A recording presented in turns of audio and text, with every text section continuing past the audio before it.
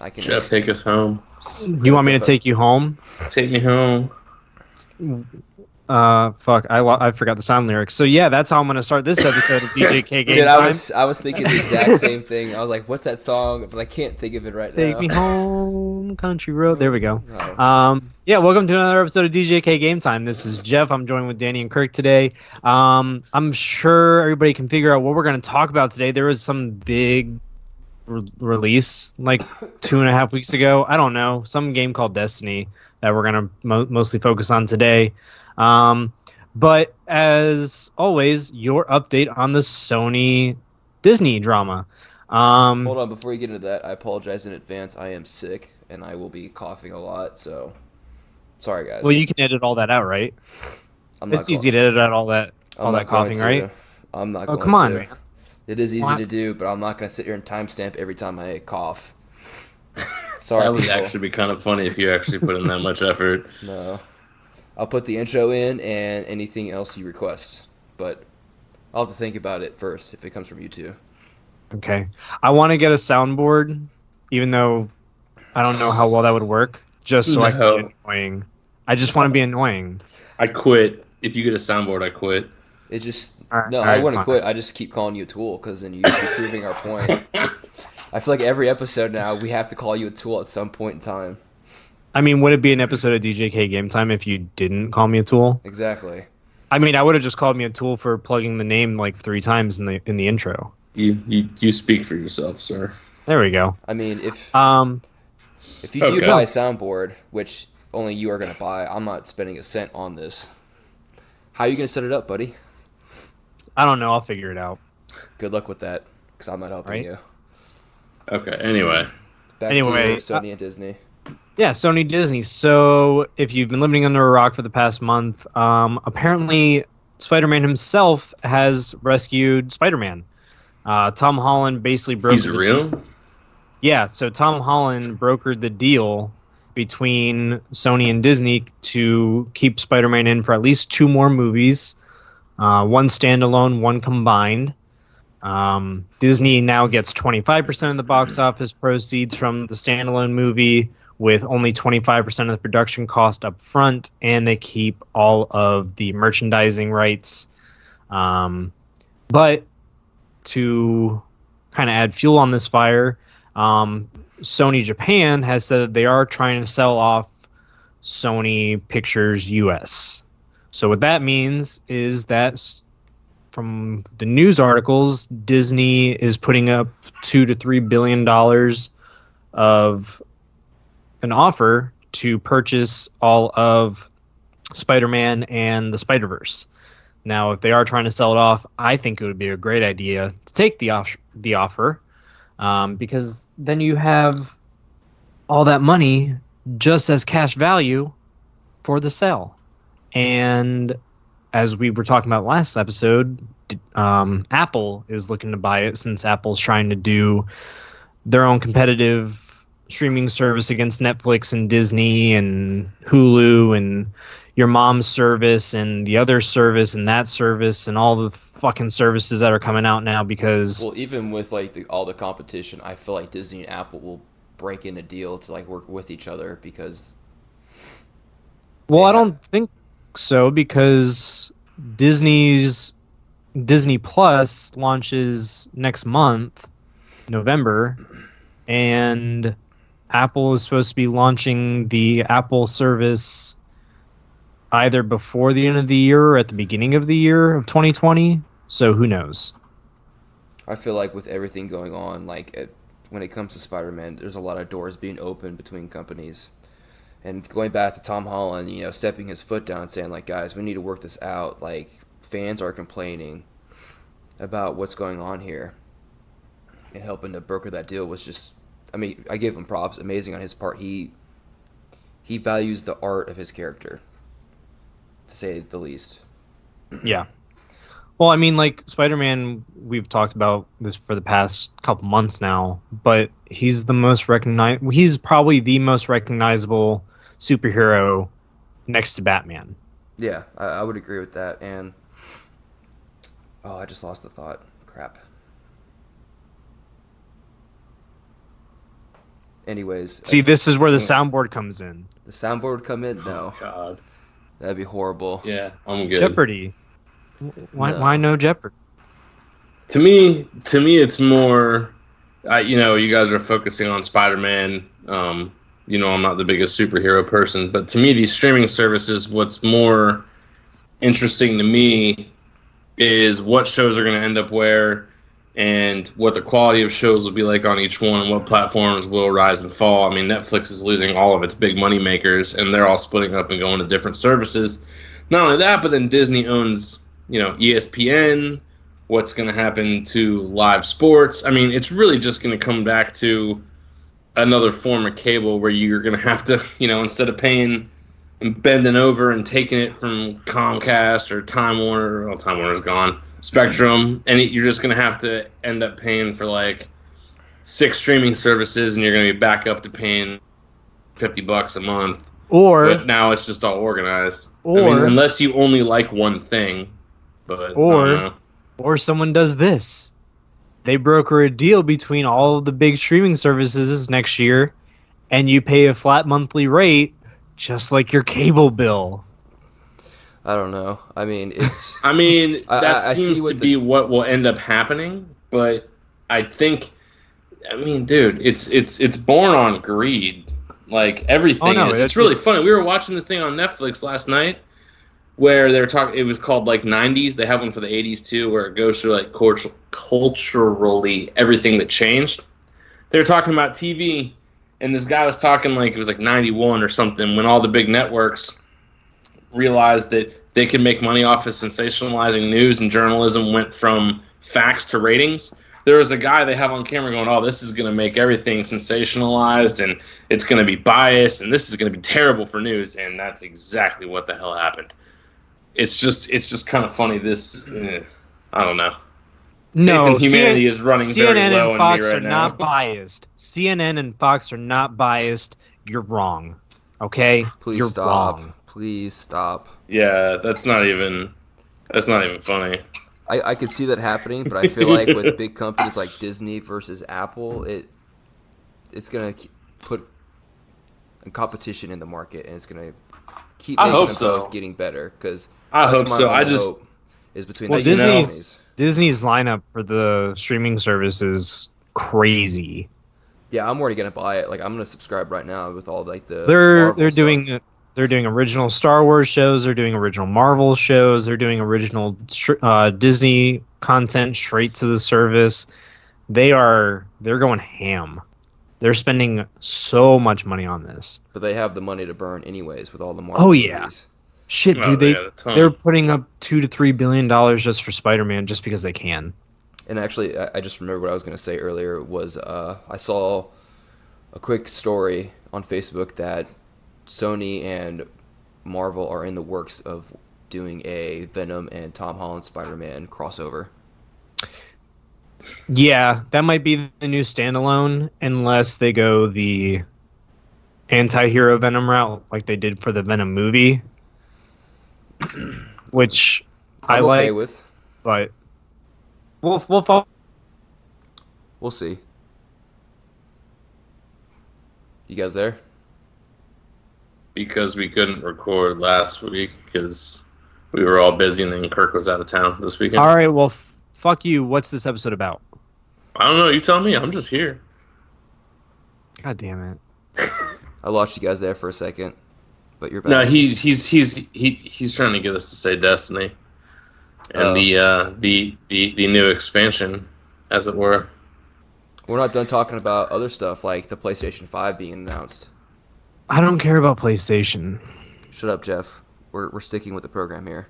We talked earlier. Fine. So recently Sony announced... I wasn't even part of this. This is very entertaining for me, even. So recently Sony announced that they have a set date of holiday 2020 to release the PlayStation 5. Some of the perks, if you haven't heard yet, are a solid-state drive. Xbox did it first. Yes. I was going to say, funny how they're all coming out at the same time. Yeah, because like one of the biggest things with PlayStation was they would have duplicate data if you download your game across the whole entire hard drive. That was very inefficient and it would eat up a lot of space. So now they're saying that games will not only load up faster because of the SSD, but also it won't take up as much space because it's more efficient. Plus, patches won't be as large. Another thing was like a smart guided games mode that they said they're going to add in there, where like you can turn on a certain mode on your PlayStation and it will guide you how to play the game and how to get across each mission, which me and Jeff were just talking about earlier, which doesn't make sense because some games like Dark Souls, that's the whole point of the game. You are not handheld, you're not guided anywhere, you have to figure it out for yourself. Well, the point is that you can turn it on and off so a casual can beat Dark Souls, essentially, is what they're doing. Oh, that hurts me so much. The whole point of that game is just is the difficulty. I've never played it, so I really can't say anything, but I also don't hate myself. So another one was, I can't remember a specific name or what it's called, but it's like smart downloading, where you can now, Sony has a system in place where you can only download the campaign of the game or only the multiplayer or both. You don't have to download the whole entire package. So I'm curious how that's going to work for games like Halo, or I guess games like Halo would be easier to do, but games like Destiny, how exactly are you going to do that? Because that whole So you it has download the tower and then all the multiplayer maps, and that's it. Maybe, well, but it's that's the cut and guided dry right is there. the guided portion is AI driven. Apparently, we'll see how well that works. It's a little ambitious. yeah. But I mean, it's cool if it does. I mean, look, there's a lot of people that, I mean, I'm glad they're taking the risk Casual. and the chance to do that. That's gonna be awesome for console gaming going down the road. And what else was there? There's a lot of stuff about the controller where there's gonna be smart trigger gripping, to where the trigger will now actually have a physical resistance for different like guns or bows that you shoot in a certain game. So if a game has a bow and arrow, it'll be a little bit harder to pull down the trigger all the way until you're fully drawn on a bow. Or if you're shooting a gun, it'd be easier to click down. And then that's cool, but that's not practical for any sort of... No, it's kind of like small little details. Dare I say competitive? I know, PC Master Race, people screaming, but if you're playing console in any competitive manner, Yeah, you're going to be turning that off if you have the option to. Oh, yeah. Yeah. The other thing was haptic feedback on the controller itself, so you'll be able to feel if you're jumping into water or going through ice or stepping through sand. I don't know how that's going to happen, but it sounds really cool that they have all these innovative thoughts in. So a rumble pack? Like on my N64? I have no idea. I'm just curious. But unless the controller shoots water in your face when you jump into a pool or something in the game. It'd be interesting. If you spend $5.99 now, you can get the headset where I'll do that for you. $5.99. Come on, man. You mean $599? Yeah, $5.99. You have to be specific there. Fucking tool. Good lord. But that's all the news that we have so far for the PlayStation 5, which is kind of interesting. No. Have you seen the picture of the PlayStation 5? You mean how it looks like a toilet seat? Yes. Wait, are you kidding me? I'm Googling this right now. It looks like a potty training seat. It really does. Like, if you have kids, please put this Teach high them. up on a shelf, or teach them. PlayStation 5. So they don't squat down and push one out on top of you. You're not kidding. Oh my god, that It is looks funny. like a potty training seat. Dude, that looks like almost like an old school Atari in a way. Yeah, I don't know. Funny. I don't know what they're going with here. And if you haven't seen it, for the listener, please Google it. It is hilarious. I'm going to guess that's not going to be their final hardware design, but I hope it is, because I I'm do going to too. always refer to it as the potty training seat. I mean, with how much... I mean, it's obvious here that we have a bias for Xbox One, and we shit upon PlayStation. And now we can quite literally do it if we buy one. Oh, man. Oy, oy, oy. It should be interesting. But I don't know if we've heard anything about Microsoft's new Xbox console coming out. Yeah. Nah, It comes I actually out just next Googled Christmas. it. Yeah, it comes out at the same time. They announced it before the PlayStation 5. PlayStation decided they were too good to go to E3, and they held their own press conference and showed all the same games that were showed at E3, and then released the picture of the potty training seat. That's why I really hate PlayStation.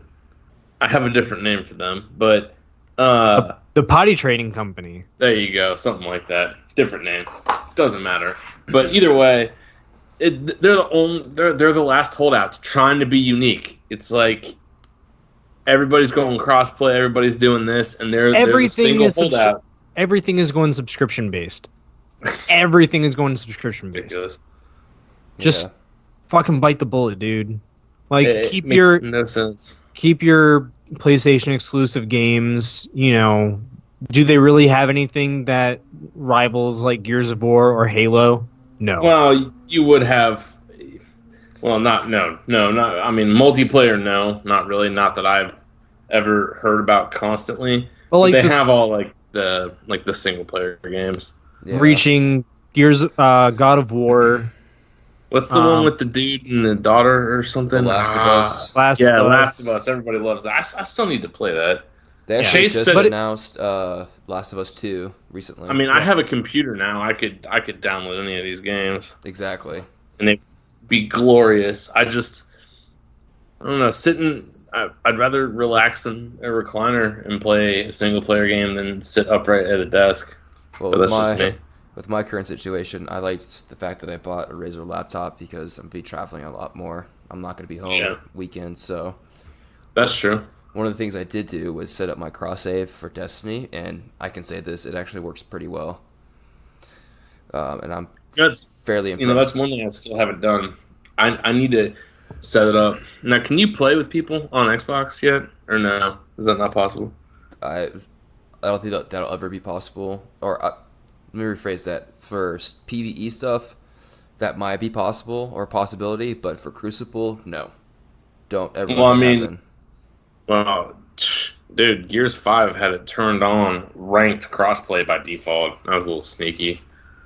Yeah, like that's little dumb. that's a horrible idea for any competitive player. Gears of War was never really bad, but they made all the rifle weapons really strong in this new game, so now it's terrible. But I'm with you. I'm just saying that's probably something that I'm gonna do this weekend is set up cross save and try playing it on PC and see what it's like. Yeah, I've played a little bit of it, but not too much. I just have this insanely high powered PC. I need to use it instead of having it be a glorified, streaming device. Yeah, exactly. So, I'm with you. other news. There is no other news. The only news is Shadowkeep. No, there is. It's Destiny 2 related news. It is Oh, Bungie okay. announcing that they're going to be working on another game for China. Is that what you said to me earlier, Jeff? So, let me see if I can find the name of the company that gave them the money. But at about the time of the split from Activision, Bungie made a deal with a Chinese company, NetEase. What does NetEase make? But NetEase gave them $100 million in an investment to create a different game than Destiny. And I quote, to help us explore new directions. That came out of the Bungie offices. Okay, so what's the game about? They haven't released any information on it yet. Cool. Yeah. Yeah, it's still in its infancy right now. Okay, yeah, let's see what happens. 'Cause I But they think- plan to release it by 2025. Great. So they have about 6 years from now? Yeah, so they have about 6 years to work on it. Okay. The partnership will help Bungie grow into a global multi-franchise entertainment studio. So fingers crossed that they don't go public, but it looks like Bungie's going to become an actual developing studio rather than just focusing on a single title at a time. So pretty much we have 6 good years of Destiny, and we'll see what happens when they start working on this game full time. Yeah, maybe not and I full-time. think that kind of runs Good the years course is subjective. Pretty, yeah, that is subjective, but right now they're pretty focused on making Destiny 2 a great game. And the only concern that some people are having is, after the 6 years are up, Bungie is just going to stop doing anything for Destiny. They're going to end the game. Which, Well, they I do mean, have everything's got to come to an end at a certain they do point. have World the of Warcraft, has that ended yet? I agree, but the craze is gone. yeah. Plus, that's a different. See, here's the problem. You're talking about a game that was originally designed for console versus PC. That's a vastly different experience. Well, Unless the landscape changes drastically, which the cross save thing might actually do that. But the problem is they're removing. You can't compare World of Warcraft to anything like Destiny. It's just not even. Well, I'm not comparing it, but it's an example of a game that hasn't and probably will never end, assuming that Bungie can. Well, I mean, build more of a fan as long base. as enough people, as long as people are still playing it. Yeah. And I'm with you. Look at Call of Duty, still going. Exactly. Halo's still going. Except this year, I jumped on the bandwagon. I actually can't wait to play that game. That beta was awesome. But yeah, I'm with you.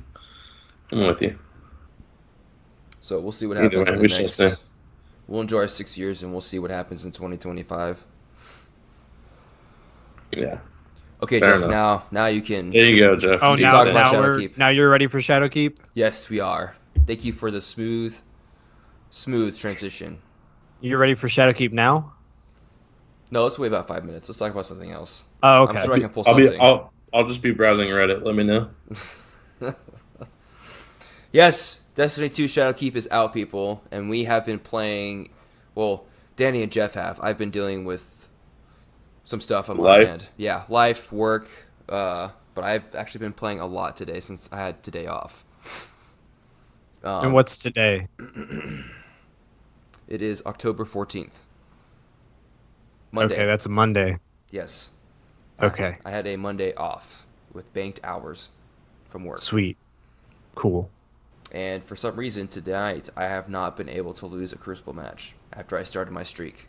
See, now that you put it on the podcast, we're going to get off of here. You're going to go play another match, and you're going to get demolished. That's fine have you because guys been I'm ready to playing? play something else besides Crucible. You're going to get mercy ruled. That's fine. I just need to get Fabled. I need to achieve the triumph to get Fable Ring so I can get my Recluse. I could not believe how far I got today.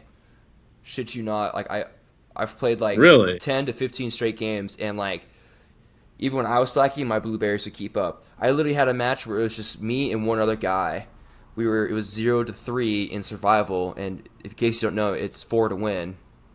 And of course, the one random guy who wasn't playing at all, got us there. But me and the blueberry were like playing very strategically, and we pulled it out of our asses. And I was about to give up, but holy shit, like I got to keep going. And I played 3 more matches, and I couldn't lose. I'm happy, but that shouldn't happen. So, competitive is now 3v3 elimination period. I don't know if it rotates every week, but this week it's 3v3 survival, and it's actually a lot of fun. I've been getting a lot better today playing that. This may be, but is survival? That's the one where it's just Survival is one life. four. Yeah, Right. it's 4 rounds to win. You have 4 lives split between 3 other guardians. And Okay, so you do have respawns. They keep changing the name to crap, and I'm like, nah, I have no idea. yeah, I don't go by names anymore. I just explain the game type and then Because Go with it. I think competitive should be original trials, and that's all it should be. 3v3, 1 life. When you're dead, you're done. You're out. No respawns. First to Well, it 4. was worse before, and I think this is the reason why I was doing at least decent when I got up to the rank of Fable, was like when me and Hansi were playing before Shadowkeep, like they would randomize what the game type was. It'd be Control, it would be Clash, it would be Survival, and they would just cycle through it as you ranked up. And that was kind of annoying in my mind because you'd be good at one game mode and you start getting better at it, but then they'd switch it up on you and you have to reorganize your guns, weapons, armor, supers, all that other stuff. So Yeah, that's true. I'm okay with this, and another giant reason why I've been doing so well too is the fact that all of the old players are coming back in. There's new players flooding back into the game, so the pool of players is a lot bigger for me to navigate up the rank. Because before, Yeah, it I was should like all the probably jump hardcore in there players. and go with you and make my way up because I still need that gun. Yeah, but I don't know. I feel like in our past, whenever we've teamed up, the game thinks that we're in a full team, and then it pairs us against only like full team tryhards. That's my only fear right now. I'll solo queue it. I mean, I would think I'd be able to get there. I think solo queuing would be better for right now if you want to quickly rank up. I don't know why, but it's just been working. That's just been my hypothesis. Well, we'll try. I mean, we'll try a couple games. I'm probably not playing anything tonight because I'm just waiting for a reset. Because Destiny, while it's fun and there's new stuff to do, if you didn't like it before, you're not gonna like it now. It's the same thing. Where ranking up, you have your set number of things you can do, and then you're done. I finished my last thing Sunday morning, playing very casually throughout the week and weekend, and yeah, I've had nothing to do. Just kind of sitting around.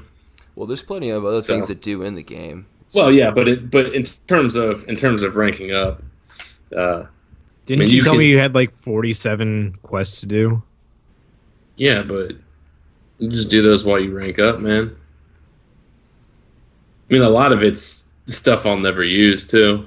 I mean, there's only a couple of exotics. Like, it's funny, we did all that stuff and I got what the hell is that gun called? User the one Prime? Yeah, Outbreak Prime. I used it for a couple strikes and it sits in my vault. I mean, I don't know what or you no, guys, yeah, Outbreak Perfected. It's still pretty cool though.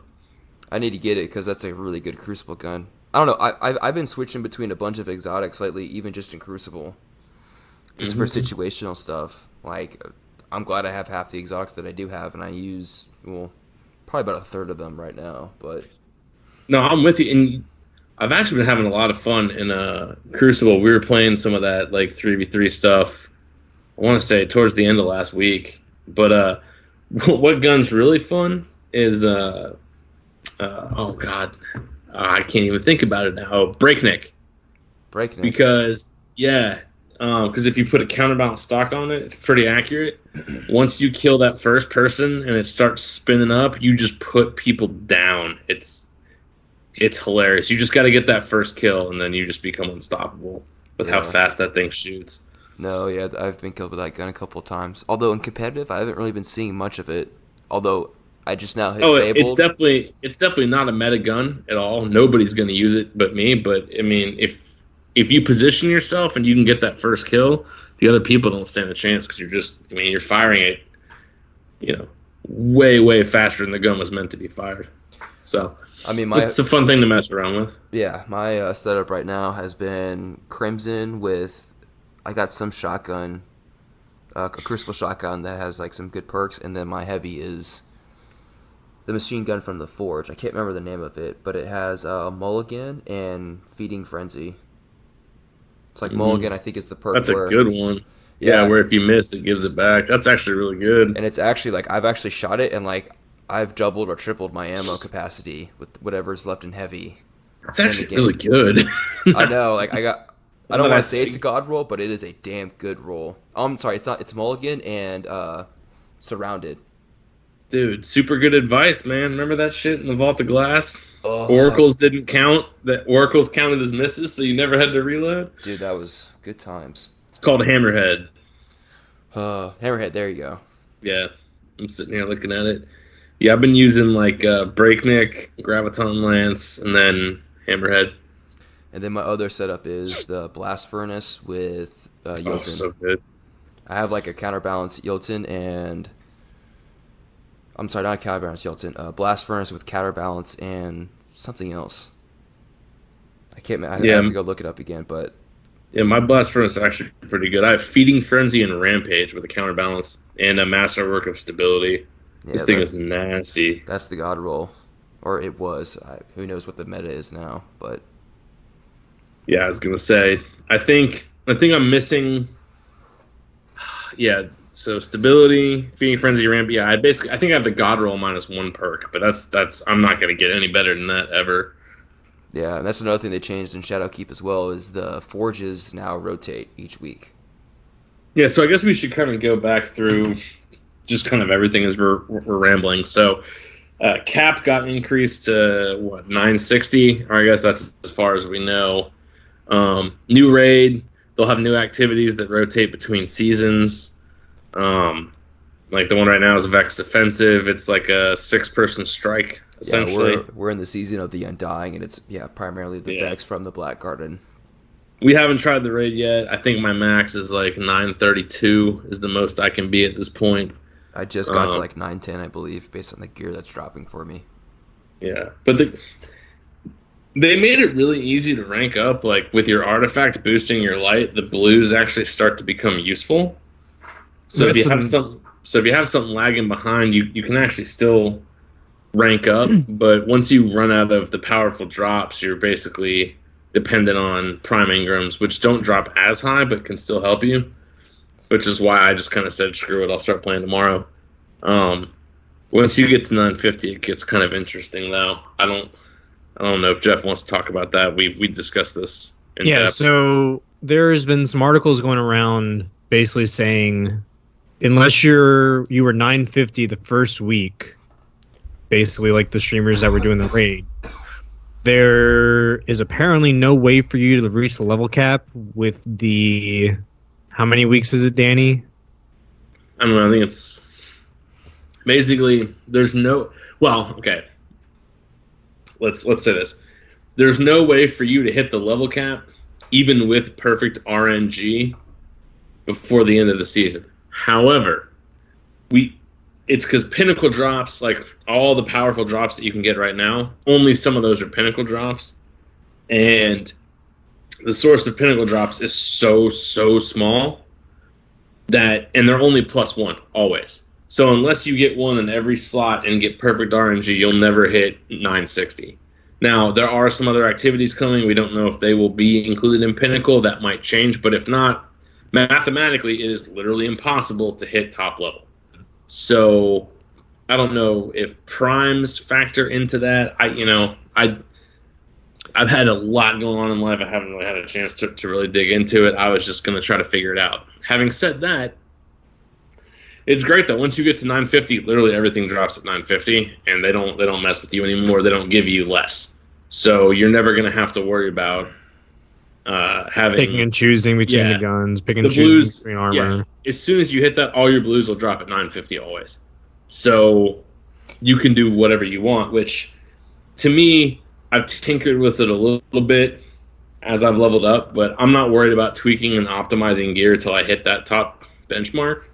But the customization and the tweaking and optimizing, like going for a tier 12 build in Destiny 1, it's going to be so much more in depth because all the pieces of gear, you can like pick the perks that go on them. Now you're chasing the rolls of the native stats of whatever drop you like. It's going to be really cool when you get up there.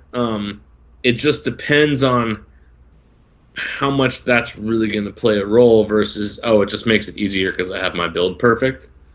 So we'll see. The raids seem to be pretty challenging, but the teams finished it. It was just, I don't know. We'll see how difficult it is for, pubs to get through. Yeah, for the three of us as well. But I'm excited to hit 950 and then start messing around with all the armor mods and things like that, which is another thing that Bungie did a really good job of, is now you don't have a set number of armor mods. You can't run out of them. They're just there. They just cost Glimmer to apply to your armor and you're done. It's one of the best things ever. And the fact that you can swap them out too. The only thing is you can't do anything on exotic gear, which is kind of stupid. I mean, it makes sense. And I'm 50-50 on that, but I feel you. I mean, why would you want to make an exotic even more powerful and just make the game way too easy? Well, no, it's not about it being powerful. The exotic has the exotic thing. It's just unlocking the perks that were on there and then letting you select stuff like Armor 2.0. Yep. You know what I mean? Because, like, My Hellfire Heart has unflinching kinetic, which is awesome. That's every weapon in the first slot is unflinching. Plus, I don't know, it's like heavy ammo or something. I could probably pull it up on the app, which is the perfect roll. That's exactly what I want. But if you didn't have that, then what are you doing, you know? Yeah. So I have Special Ammo Finder and unflinching kinetic aim with the super mod in there. So Hellfire Heart makes me, reach super faster, which unlocks the whole point of wearing that, and then you have two of the better mods in there, which is great. But I rolled a lot of those things to get that. So Actually, speaking of exotics, I just thought about this. My Lunafaction boots are now garbage. Yep. They do not reload ammo into your gun anymore in a Rift or a Super Rift. It is just reload speed now. Yep. yeah. So, I mean, I'm kind of happy about it too, because now I don't have to run that super class all the time. I can actually play around with any builds that I want, but it is a little disappointing. Yeah, and that I would agree with you on that. That definitely helps. So, another cool thing that they added was, and I remember this in Destiny 1, which was after you've gotten to the end game, there's no point in killing other enemies. Now there kind of is with the Season Pass and the Season of the Undying, where you unlock things in tiers. I'm a huge fan of the Season Pass. Me too. And I know they, a lot of games have taken this idea from Fortnite and yada, yada, yada, but if it works, it works. It keeps me playing. It gives me rewards for continuing to play. Is it like something ridiculous that I'm getting that someone else can't get? Not really. I think the only thing that you can get from the paid season, besides getting something every level, is an ornament for Ariana's Vow. I think is the only thing that everybody else can't get. I thought that gun came with the so Ariana's Vow does. So yeah, if you bought the season pass, you get it to start. If not, you get it at level 35. 35, yeah, something like that. But at level 100 in the season pass, you get a ornament.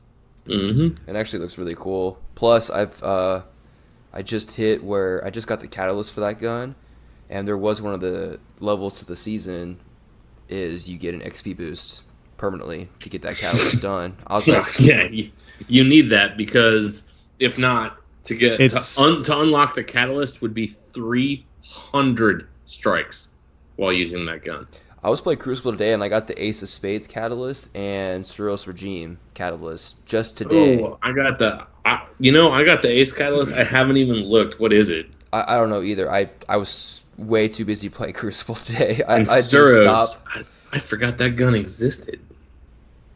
Good. It might be good now because auto rifles are good again. Yeah, that's what they said, but that's why I've been using Breakneck, because I love that freaking thing, because Graviton Lance got buffed back to being good, where it's just a monster, and it's a scout rifle. I don't care what anybody says. That thing is fantastical. I'm gonna play with that in the Fabled rank after this podcast. See how far I can get. So good. Again, that's another exotic I'm flipping through. I might jump on and join you for a little bit, because if it really is that easy, start raking up now. I say I can hold my own in PvP pretty well, so I'm not particularly worried about that. No, I don't have a doubt that you can catch up. But and then should we get deep into the story? Because Jeff, you and I can geek out. So we're gonna do the story today because it was only like a 4-hour campaign. Yeah, it was really short. Well, hold on. It's gonna keep expanding over the course. Okay, yes, I want to make sure that we get that across, because yeah, it ended, and I didn't realize it ended. So I do say that with a caveat. I do say it's a 4-hour campaign with a caveat. Yes, and I'll explain why. So, Eris is back. You go to the moon. You help out Eris. You see all these, phantasms of dead guardians. You find one of the pyramid ships that they teased actually in the art book all the way back in Destiny 1. We didn't really know what it was. We found out what they were at the end of vanilla Destiny 2, that they are the quote-unquote true darkness. And this is the thing that's creating the phantasms. So you get through to the end of the 4 hours of, fighting Gaul again, fighting Crota again briefly, etc., etc. You go through and this fighting is where, their nightmare versions and things like that, and it was actually kind of fun to go back to some of these places, especially Crota's room, and just pummel him down. Oh, that was so satisfying. Yeah. So one of the guys that we play with quite a bit, Hansi, on Xbox with us, he and I went through the campaign together, and we were on our way down to the pyramid, because you go into the pyramid to find out what's going on, etc., etc. And as we were making our way down, I had noticed a light coming off the pyramid that looked a lot like, a ghost's light. Just to cut it a little short, because there wasn't really a whole lot to talk about that you can't just find on YouTube in a 5-minute clip going over it in a little bit more depth than I can.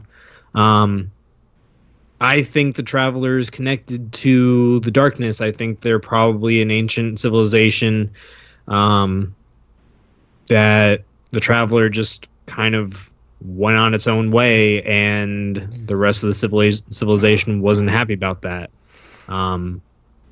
One of the telling things is, besides the light coming off the pyramid when you go down to it for the first time, a lot of the markings on the pyramid ship resemble the markings of the Traveler. So hold that thought real quick. The light coming off it, do you mean like the weird mist that you're walking through half the time? No. So when you go down to... I don't know what the weekly mission is this week, Kirk. But whenever that mission comes around again... I think it is this week's replayable mission. But when you go down to it, before you go down to where it pulls you into the ship, if you stop and look at it, it looks like a flashlight being shined out of the pyramid. We'll have to go replay that mission. You have to show me. Yeah.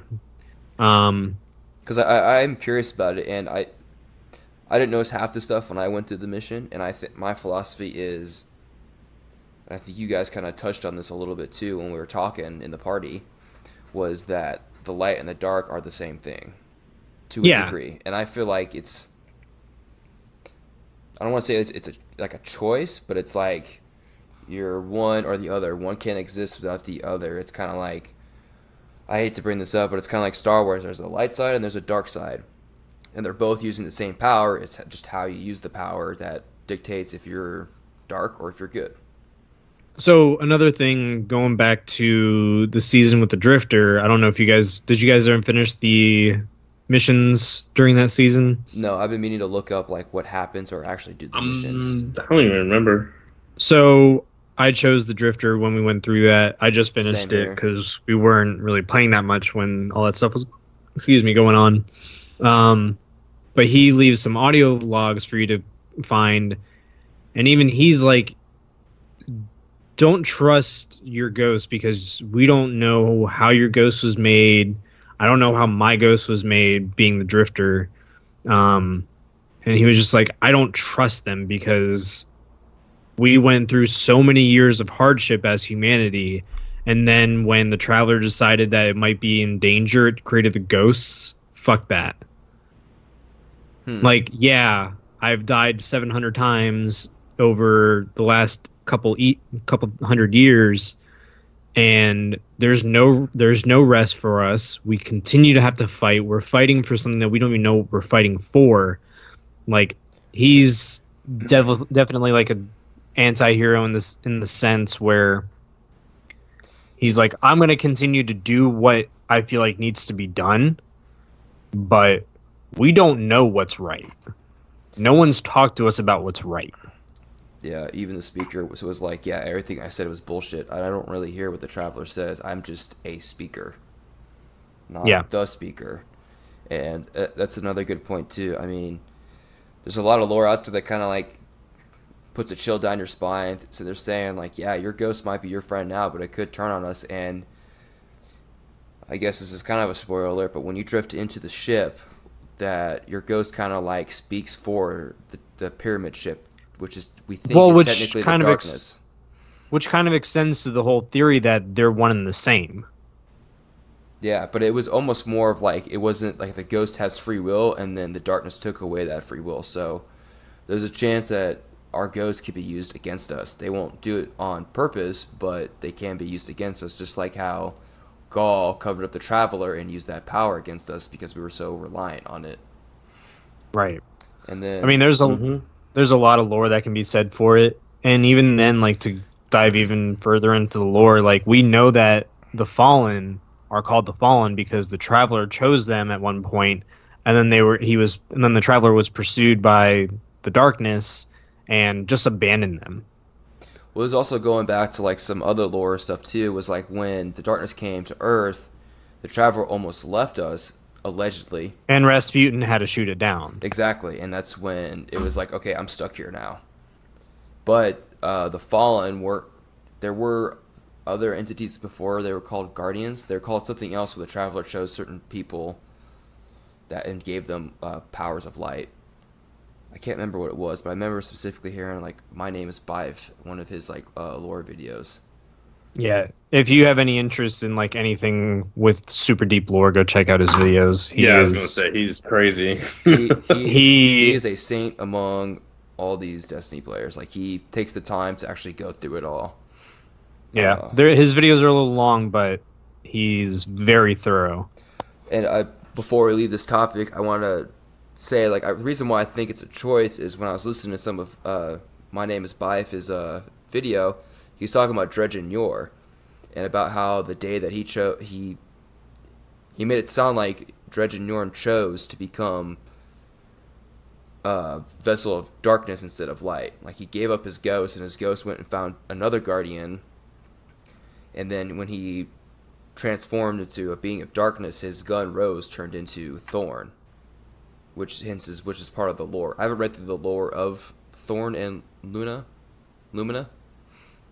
but that's what my theory. It's where my theory comes from. That it's a choice between light and dark. And the Drifter also, if you notice, he kind of plays between the lines there because if you look at the activities when he says pick up motes, we have motes of light, and that's a ball of light that you can pick up in the game. But when you pick up motes in Gambit, they're actually black. They're just surrounded by like a wall of light. So I guess so we don't get infected. I don't know, but they're also triangle shaped like the ships. So go look up My Name is Bife's video. That's a connection I never made. Exactly. My Name is Bife put that connection. I was like, holy crap. Because when you put in enough motes into his machine, it summons a Taken, which is an agent of darkness. So, Bam. Hopefully your mind is blown now and you will go to My Name is Bive's videos and enjoy yourself because I love going down this rabbit hole about the darkness and light and all this lore. It's awesome. Like there is a lot of thought put into this. It's just a shame that it's hidden away.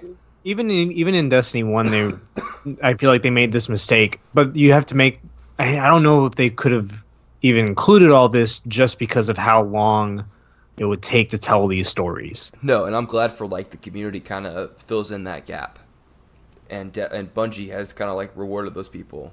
Like they've taken notice, so it's kind of working out in the end, just organically. Yeah, when Mars dropped, they did a scavenger hunt for the spears. Yeah, that was amazing. Yeah, and all that other stuff, and then the community tried to help unlock the the forges, but they left something out of the game on accident, and they didn't find out until the day it was supposed to go live. That made me laugh. But I mean, yeah, at least they admit their mistakes, and the community's helping them out as well. Well, I mean, there's something to be said. Like, yeah, they've had some hiccups. I mean, the launch of Shadowkeep wasn't the best launch ever. But they worked through all the issues like pretty quickly. But like they're very upfront about like we're still human. We fucked up. We apologize. Like, we're gonna make it right, and they made it right. There's no issues with the game right now. Yeah, like they were ready, like on the spot for responses. Like I have our DJK Discord server connected to Destiny the game's official Discord server, which is just for news and announcements. And that thing was pinging like every like 30 minutes to an hour. They're like, emergency maintenance. We need to do this, guys. We're sorry, but we have to. This is to help you guys have a better game or a better experience. Hey, we're hearing about all your weasel codes that keep popping up. Or hey, we understand the queue's long. We're working on the problem right now. Like that's the biggest problem with like some of these looter shooters and multiplayer. I don't want to say MMORPG. Like it's not an MMORPG, but it's MMO first-person shooter. A lot of companies have to try to do the same thing, but the problem is they were not communicating to the consumer. They were keeping it hidden and hoping that no one noticed it, and then try to fix it in the background, or they didn't fix it at all. For our example, Anthem. Jesus fuck. Are we gonna bring that up every time we talk about a bad launch? Yes, that is the prime example. There was one. Can we just game, bring that? There was Can we just one bring other that up game, whenever we talk about a bad game? There's one other game that was worse than Anthem, dare I say, because the game was so laggy and unplayable. Like you might as well just snap your disc. Like it's worthless. I just can't remember the name of it, but it was on the Xbox. I think the original Xbox. That game is, the name's not burned in my brain, but the memories of playing it and like lagging across the map, and it was single player. It wasn't even multiplayer. I was like, what's going on here? This doesn't make any sense. Why is a single player game lagging right now? But I don't know. Shadowkeep's just in time for Halloween in the October season. Halloween event starts tomorrow, right? I think It's Iron Banner tomorrow. Starting tomorrow. Yeah, this is gonna be a hard week of gaming because that Apex event comes out tomorrow too. I can't wait to try that. That's gonna be really cool. Oh, there's not enough time in the world. I know. Have you heard about that? I've seen glimpses on our Discord server about it. It's like hide and seek or a zombie apocalypse. Yeah, it's remember zombies from Halo 2? Basically, where as you're killed, you change and you jump higher, run faster, and melee like crazy. Yeah, you only have a sword. That's basically what it is. Yeah, but I think they're gonna start. It's either like 35 or 40 people in Kings Canyon, but a night version of it. And then once there's 10 left, they all have to get to an extraction point alive to win. So is everyone really dropping down, or is it like? No, everybody drops down, and then once you're killed, you respawn as the zombie. And then once it gets down to 10 10 people left that aren't zombies on the map, randomly you have to get to an extraction point, and all 10 people have to get there to get out. That sounds like so much fun. I might have to break away for a little bit to play some of that. The Festival of Lost starts on October 29th. Okay, so perfect. So we have plenty of time before. The only thing is, man, too much stuff coming out. Should be interesting. I mean, right now I'm limiting to the games that I have now, and I'm primarily Destiny 2 is going to be my primary game. But I do want to jump on Apex and play some of that. Yeah, I'm rotating between probably Destiny, Apex, and then the new Call of Duty. The beta was really fun, so I bought it. I'll play it. We'll see how that goes. Yeah, we'll report back on the podcast. Yeah, but it was fun though, man. Felt like old school. Yeah. So. But not to veer too far off of Destiny 2 Shadowkeep. I mean, I kind of like. Well, we still haven't even.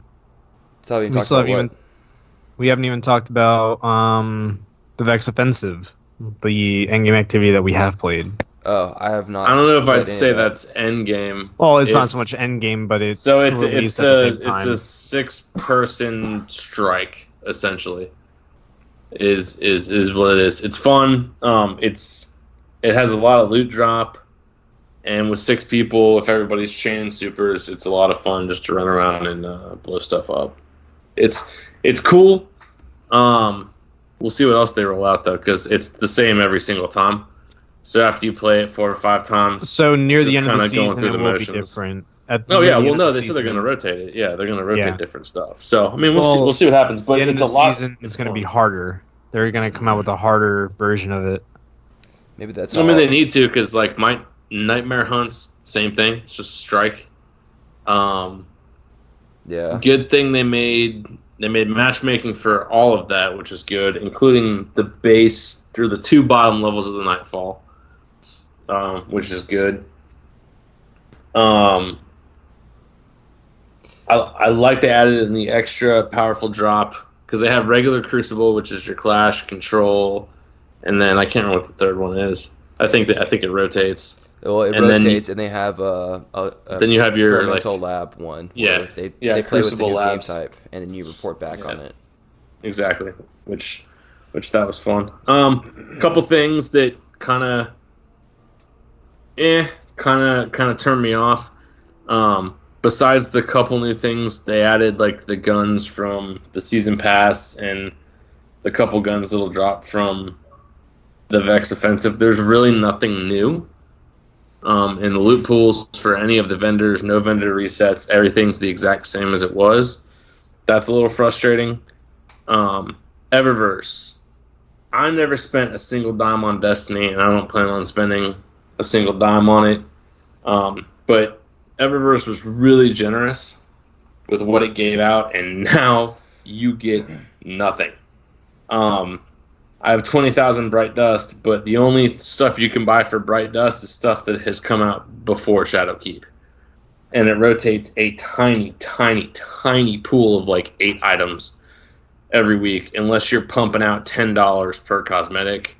It's 700 silver, but yeah, you can only buy it in 5 or, 500 or 1,000, which is $5 or $10. So you're paying $10 per cosmetic. It's a math trap. They're doing that yeah. on Well, I purpose. mean, all of them are like that. Apex does it. Everybody else does it. But that's really shitty of them, because that's where all the ornaments come from that you can equip on your armor, because they're the only thing that doesn't look like crap. So, I mean, they're trying to monetize it. I get it. They're pushing it.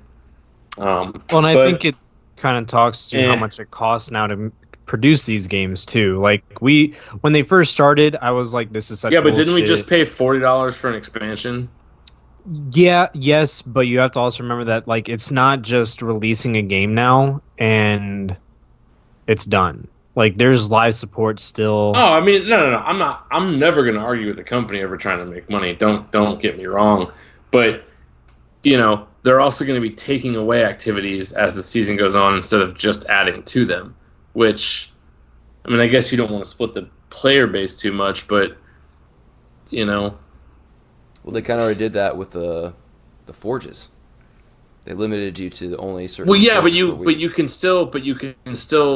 Yeah, you can still go back and make guns. But okay. See, there you go, because guns are gone with it. Yeah. So how are they going to handle that? I guess that when you're planning on taking stuff away, but you're not explaining to people, okay, well, you only have this amount of time to farm these guns, and then it's gone. And okay. I mean, if it's a $10, $20 expansion, okay, cool. But you would think they could at least refresh a couple things in some way. I mean, change something with the vendors. Not just the couple things. I mean, like I said, I don't do game development, but I mean, we are still a couple weeks into the game, and like I said, I'm last not. Year, we'll see what happens. They've incrementally unlocked more things as time went on. I think they're just giving people a chance, like ourselves, who have full-time jobs, girlfriend. But I mean, what do you wives. mean unlocked? What? So Thorn wasn't immediately out when the expansion came out last year. Lumina that's wasn't. Drip content to artificially create stuff for people to do whenever you've done the same thing over and over. I'm not talking about that. Okay. Like I'm saying, like, so you put in $40 for Shadowkeep, and then what? Another $10 for the season pass. That's $50. That's basically a full game, and all we got was like, what, 20 more guns and 2 sets of armor. And staggered release of more activities. Yes. More mods, Armor 2.0. Like, they did a lot of stuff behind the scenes that that people aren't going to remember about, but were huge quality of life improvements. Oh no, the quality of life is great, and the fact that you can do this stuff finally, I like that. I don't know. I feel like there could be.